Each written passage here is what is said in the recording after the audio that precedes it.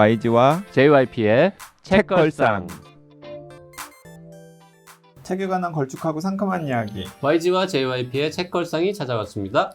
YG 강량구입니다. JYP 박재영입니다. HB 김원비입니다. 오늘도 댓글로 시작하겠습니다. APQJWYXHG. 이렇게 읽기 어려운 아이디 쓰시는 분은 싫어요. 네, 근데 댓글 내용은 공감합니다. 저도 배움의 발견, 재미가 없어서 못 읽었거든요. 여기서 공감해서 너무 다행이에요. 재미없는 책, 재미없다고 말해줘서 고맙습니다. 읽을만 하지도 않았다, 쓰레기다 이런 얘기는 안 했잖아요. 그냥 재미가 좀 없더라. 네. 스마일리76님, 드디어 과학의 품격 다 읽었습니다. 저는 이미 미국에 온 뒤에 황우석 사태가 일어나서 이런 내막을 이번에 처음 알았는데 강 기자 고생 많으셨겠어요. 그 부분과 나머지 부분이 두 권의 다른 책처럼 느껴졌습니다. 앞부분은 진실을 지키려는 기자의 온몸으로 흐름을 거슬러 올라간 노력의 기록이라면 뒷부분은 과학기술을 쉽게 해석해서 일반 대중에게 생각할 거리도 주시고 사고의 폭도 넓혀주시는 교양서라고 느꼈습니다. 기자로서의 강양구님도 교육자로서의 강양구님도 만나서 반가웠고 좋은 글 감사합니다. 제가 전공하는 쪽이 언급된 부분이 있어서 좀 더 자세한 이야기를 페이스북 메시지로 보냈습니다. 도움되기를 바랍니다. 감사합니다.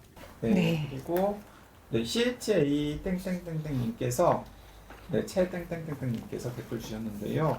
저희 집 중이 아들이 세 바퀴로 가는 과학자전거 2를 읽고 지금 과학의 품격 정주행 중입니다. 중학교 2학년이 세 바퀴로 가는 과학자전거 1도 있긴 한데 시의성이 약간 떨어지는 것 같아 2를 먼저 줬더니 재미있게 읽네요. 뿌듯합니다. 사실 저는 아직 과학의 품격도 안 읽었거든요. 저는 문학 위주인데 아이는 저와 독서 취향이 꽤 다릅니다. 신기해요. 그러고 나서 과학의 품격을 읽으셨나 봅니다. 과학의 품격 진짜 재미있습니다. 혼비님이 재미있다고 추천하시더니 역시나 재미있습니다. 이 책을 읽고 궁금한 게 생겼습니다. 저희는 매실주를 즐겨 먹습니다. 어렸을 때 시골 할아버지 댁에 매화나무가 서너 그루 있었어요. 이제 시골집은 팔리고 없지만 요즘도 종종 5, 6월이 되면 시장에서 매실을 사다가 청이나 매실주를 담급니다. 매실주 씨에 있는 독성에 관한 것 때문에 질문드려요. 책을 보면 그래서 매실주는 아예 씨를 제거하고 담그든지 아니면 숙성기간 100일을 넘지 않도록 주의해야 한다. 술은 오래 묵을수록 좋다는 통념과는 어긋난다라는 부분이 있습니다. 저도 어딘가 들었던 내용인데 책에 언급해 주셔서 인터넷에 다시 한번 찾아봤습니다. 그랬더니 전문가에 따르면 1년 이상 지나면 독성이 자연스럽게 사라진다는 이야기도 있고 등등등. 매실주에 담궈서 100일쯤 있다가 매실을 건져내고 숙성시키는 게 나은 건지 아니면 1년 이상 오래 묵혀서 독성이 자연스럽게 사라지게 하는 건지 잘 모르겠습니다. 과학의 품격에 나온 그대로 믿어도 될지 꼭 좀 알려주세요. 네, 과학의 품격에 나온 그대로 믿으셔도 됩니다. 자, 그 얘기하려고 이렇게 긴 댓글을 읽은 거군요. 네. 과학의 품격이 품질이 좋다 이 얘기하려고. 아니, 그건 아니고요. 이 5, 6월에 매실주 담그시는 분들도 많으실 맞아요. 것 같아가지고 제가 조금만 보충 설명을 드리자면 식약처에서 이런 분들이 너무나 많아가지고 2015년 6월 4일날 보도자료를 냈어요.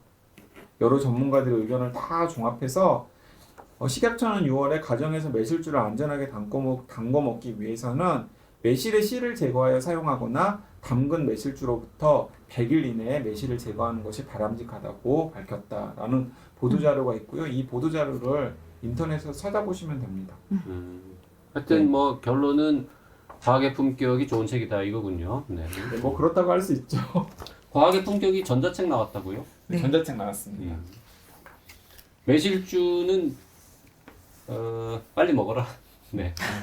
오래 두면 나빠진다. 오늘은 아주 읽기 쉽고 말랑말랑한 진입장벽이라고는 1도 없는 그런 책을 한 권 가져왔습니다. 네. 지난번에 혼비님 나왔을 때 너무 우아한 책 했잖아요. 우리가. 그때 현대적 사랑의 박물관. 사랑의 박물관 했었잖아요. 마리나 아브로모비치. 발음도 안 돼. 마리나 아브로모비치. 발음이 안 돼. 아브라모비치. 네네. 아브라모비치 비슷한 이름의 유명한 축구 선수들 많지 않습니까? 그렇죠. 죄송합니다. 세르비아 계열의 선수들. 네, 마리나 아브라모비치의 행위예술을 우리가 소개를 하면서 진짜 고상한 이야기를 좀 고상하지 못하게 해서 좀 죄송스러웠는데 제가 이번 책걸상 준비하면서 책을 읽으면서 약간 빵 터졌잖아요. 도대체 이 책 누가 고른 거냐? 이 책은 네 네. 네. 누가 고른 겁니까? 제일 그 잘 읽히는 책을 주로 선정하는 JYP이죠. 근데 이거 왜 고르셨어요? 그냥 뭐 새로운 제가 가끔 얘기하지만 저는 이제 새로운 작가가 나타나서 네. 크게 성공했다 그러면 궁금해서 어떤 또 새로운 뭔가가 있길래 이렇게 사람들이 좋아했을까 궁금해서 사서 보고요. 네. 이제 보다가 뭐 읽다 마는 경우도 있고 네. 읽은 다음에 정말 걸출한 인물이 나타났네 이러면서 이제 앞으로 이 인간의 책은 무조건 사리라 이렇게 결심하는 경우도 있고 이제 후자는 이제 그 HQ 같은 네. 조엘 디케르 같은 사람은 이제 그런 케이스고 이제 많은 경우에는 이제 한 권 보고 오케이 알았어 얘는 이런 애구나 이러고 이제 넘기는 경우도 있고 한데 이 경우도 데뷔작입니다. 네, 데뷔작이죠. 데뷔작인데 뉴욕타임즈나 뭐 킨들 베스트셀러 순위에서 굉장히 높은 순위까지 올랐고 네, 실제로 2018년에 나왔을 때 뉴욕타임스 베스트셀러 그 픽션 부문 1위였었고요. 네, 그리고 그리고 아마존 킨들 베스트셀러 1위였고 리저 위드스펀이 북클럽 하잖아요. 네네네. 거기 북클럽에서 선정해가지고 많이 읽혔고 뭐 그리고 판권이 25개 나라 넘게 팔렸고 영화화도 앞두고 있다. 뭐 이렇게 이제 아직 쭉 영화를 만들어지진 않았죠. 앞두고 있대요. 네. 앞두고 있다라고 적혀 있는 책이 나온 지 지금 몇 달 안 됐으니까 아마 아직은 안 만들어졌을 것 같습니다. 안 만들어질 것 같기도 해요.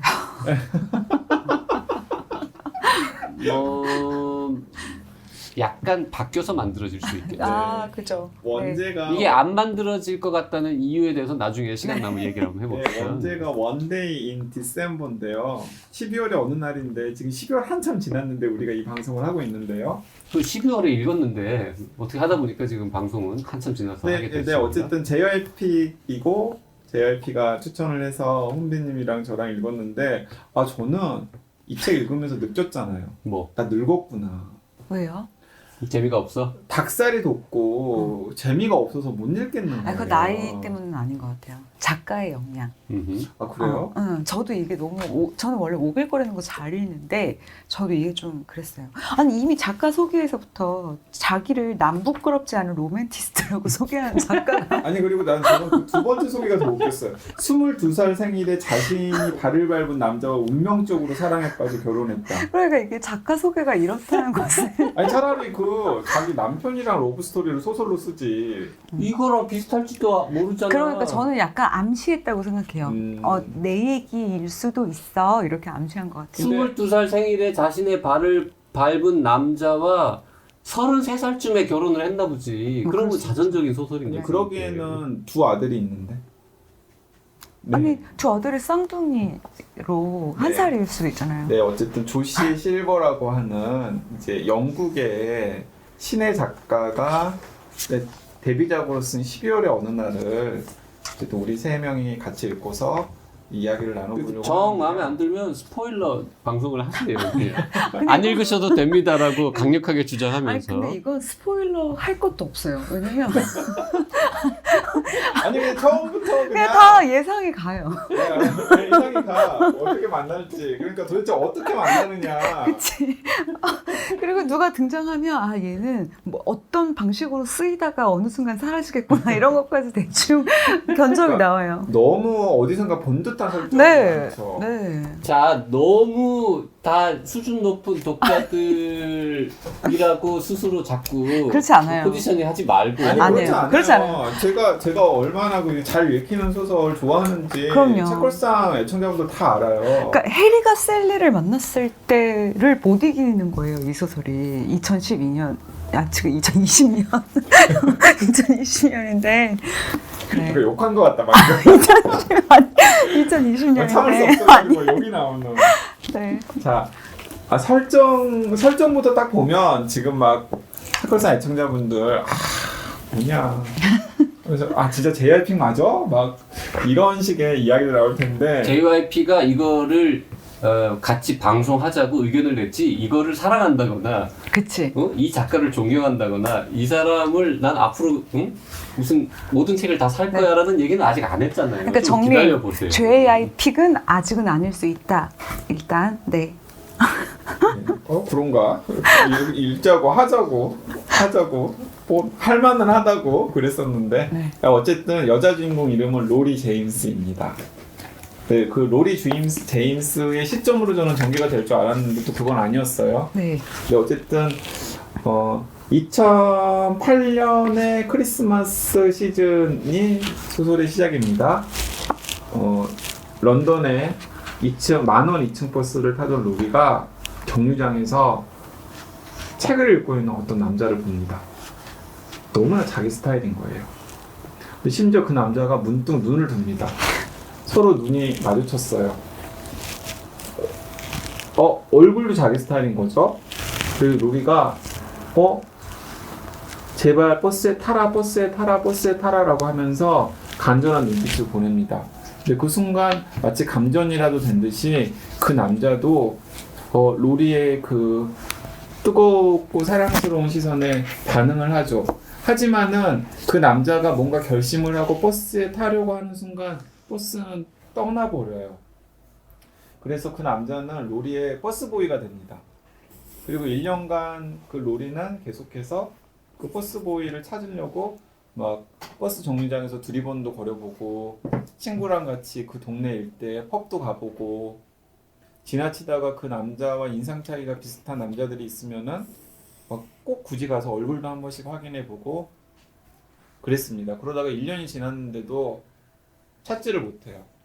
이제 버스보이는 적어야 되려나 보다 라고 생각하던 찰나에 그 정말 영혼의 단짝인 룸메이트 세라가 자기가 엘리베이터에서 만났는데 너무나 멋진 남자여가지고 일부러 엘리베이터를 멈추고 데이트 약속을 받아냈다라는 거예요. 어떤 남자에게. 그리고 나중에 그 남자랑 사귀는 사이가 됐다. 정말 내 인생 최고의 남자고 나는 이 남자를 꼭 잡아서 결혼을 할 거다. 천년만년 행복하게 잘 살 거다. 하면서 너무나 흥에 겪고 행복해가지고 자기 영혼의 단짝 같은 여자 주인공에게 막 이야기를 하는 거죠. 그래서 이제 소개를 받아요. 두둥. 너무 뻔하죠? 누굴까요? 이게 말해놓고 보니까 더 뻔해, 심지어. 네, 여러분이 생각하시는 바로 그 사람입니다. 버스보이하고 영혼의 단짝인 내 친구가 사귀기 시작을 하는 거죠. 네, 이제 그게 이제 2009년 12월 어느 날에 생긴 일이고요. 사실은 이게 뭐 스포일러도 아니에요. 책 띠지에 이 출판사도 좀 고민이 많았던 것 같아요. 아예 그냥 1년 전 크리스마스 첫눈에 반했던 그 남자가 내 친구의 애인이 되어 나타났다. 이제 출판사 띠지에 이렇게 다 쓰여져 있습니다. 네. 네. 그러고 나서부터 2017년 12월까지의 그 두 사람의 이 약 10년에 걸친, 만 10년에 걸친 스토리가 이 책 한 권에 이제 빼곡히 담겨 있습니다. 네. 그 남자는 잭 오마라, 여자는 로리 제임스. 그러니까 로리와 잭의 이 러브 스토리예요. 그래서 셋이 만나서 어떻게 근데 아주 간단하진 않잖아. 사람들이 셋이 만났어. 그 다음에 어떻게 될 건데? 아주 간단해. 사실은 그래서 이 소설에서 가장 읽을 만한 대목이 딱 그 셋이 만나는 그 대목이에요. 제가 생각하기에는 그래요. 예를 들어서 여자 주인공의 로리는 진짜 1년 동안 독자들은 알잖아요. 1년 동안 이 남자를 찾아 헤맸었다라는 걸 알기 때문에 어떡하냐. 우리가 마치 주말 드라마를 보면서 깜짝 놀라는 것 같은 반응을 보이게 되죠. 근데 그때 이 작가가 이 소설의 시점을 잭으로 넘겨버려요. 네. 그것도 저는 불만이었어요. 왜냐면 나는 굳이 잭의 속마음을 알고 싶지 그치. 않거든. 저도 정확해요. 저는 잭의 속마음을 알고 싶지 않았고 꼭 잭과 로리 사이를 왔다 갔다 해서 그릴 거면 잘하든지. 근데 시점만 변화했지 되게 동일 인물 같아요. 그냥 작가가 변별점을 잘 못 두고 네. 그러니까 차라리 그냥 로리의 시점으로 맞아요. 계속 전개를 해나가면서 네. 끝까지 제게 실제 속마음이 어땠는지를 맞아요. 저도 그렇게 생각했어요. 네. 차라리. 로리의 시선을 통해서 독자들이 짐작하게끔 했으면 오히려 이 소설의 뻔한 설정이 훨씬 더 맞아요. 약간 좀 보완이 되지 않았을까 싶은데 제격으로 넘어가 버리는 거죠. 그래서 잭도 심지어는 1년 전에 버스 정류장에서 이 우연히 그 버스 창문을 통해서 봤던 여성에 대해서 약간 환상을 키우고 있었다라는 사실을 독자들에게 딱 주는 거죠. 네. 그래서 그 세라라고 하는 친구만 모르고 둘은 1년 동안 애타게 막 환상 속에 그런 마음을 키워왔던 두 사람이 만난 거예요. 근데 한 사람은 정말 그 영혼의 단짝이라고 너무나 정을 주는 여자친구가 결혼까지 생각하는 남자를 데려왔는데 이 사람이 내가 찾았던 버스보이라고 할 수 없잖아요. 그래서 주저하고 이 남자는 이 남자대로 지금 자기의 여자친구인 세라가 너무나 매력적이고 사랑스러운 여성이거든요.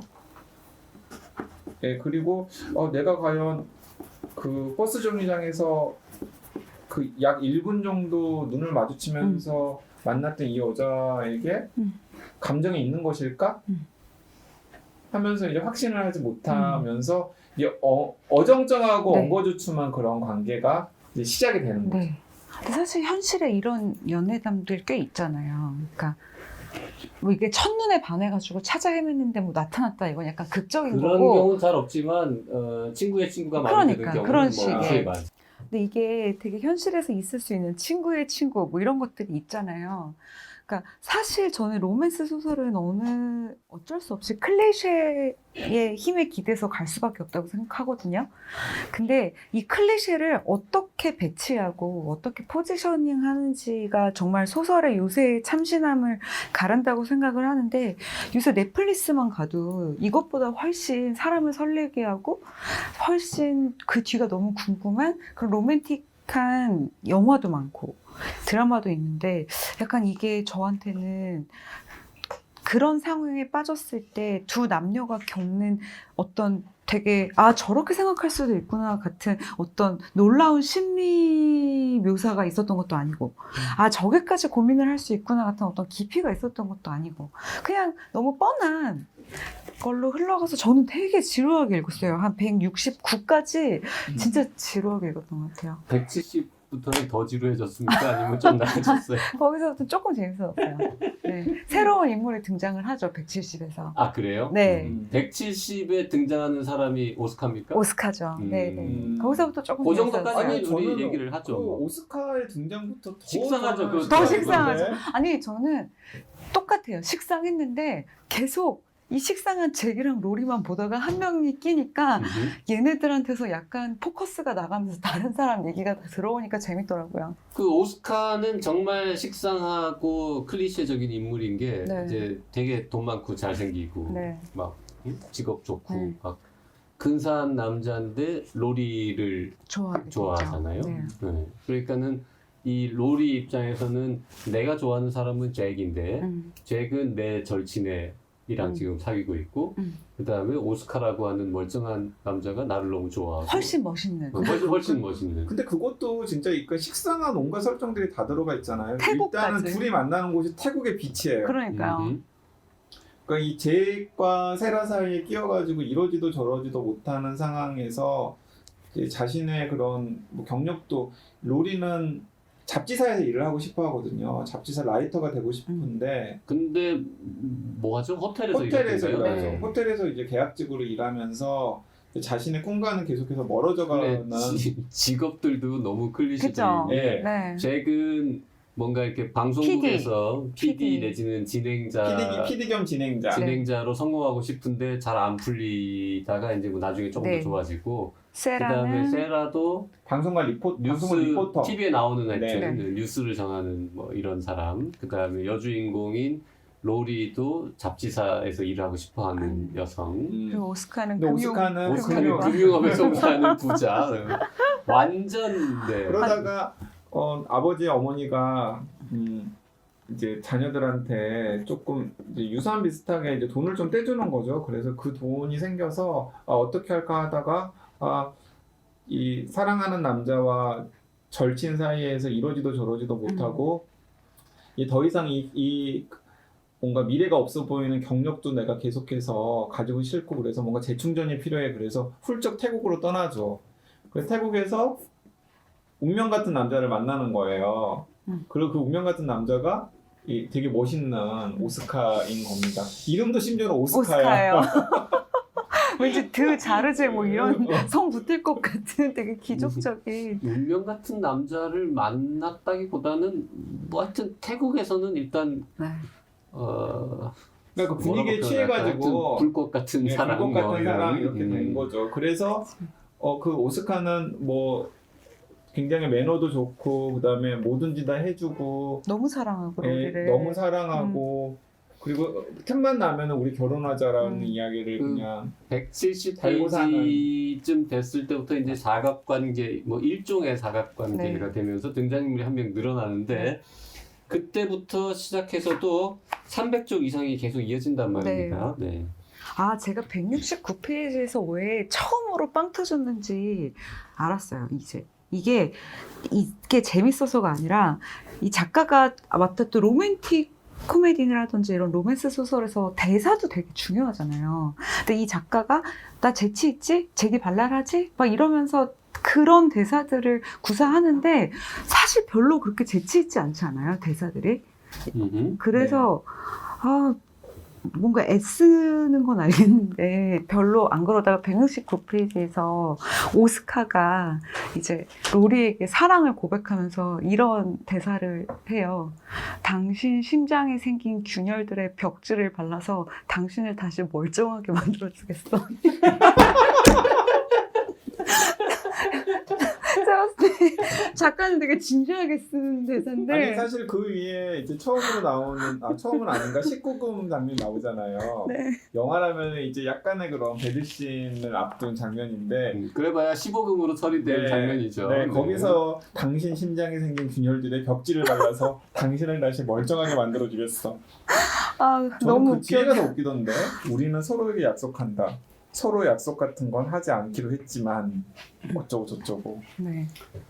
그래서 이거 읽으면서 이혁진 소설가의 사랑의 이해는 진짜 좋은 책이다. 정말 톨스토이 같지 않아요? 이 책은. 이 책에 비하면 네, 정말 톨스토이 같다. 이혁진 작가의 사랑의 이해를 놓고서 혼비님이 약간의 불만이 뒷부분이 있었거든요. 조금 아쉬웠다. 네네네. 뒷부분에 약간 결말 처리가 그게 뭐냐면서 그 한참 전에 맥주를 마시면서 저한테 막 사자우를 토했던 적이 있었는데 그 혼비님께서 방송에서 되게 막 그 사뿐사뿐 사근사근 막 이렇게 조근조근 이야기하시는데 이제 술이 좀 들어가면 목소리가 커지시고 그러시거든요.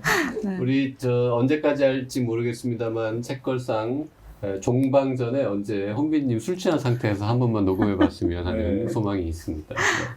아마 목소리 톤이 지금보다 한 2배 정도는 더 높아지지 않을까라는 뭐 생각이 말의 듭니다. 빠르기도 조금 네. 달라질 것이고 네. 표현은 약간 거칠어지고 뭐 그렇겠죠. 아무튼 네. 약간 그 불만이 있었던 그 이혁진 작가의 사랑의 이해조차도 이 12월의 어느 날에 비하면 톨스토이가 된다. 아니 여기서 하나만 저는 이혁진 작가님 마지막에 여기서 딱 끊고 안 다음 돼, 시간에 안 돼. 이어가야 되고 네, 끊고 다음 시간에 이어가죠.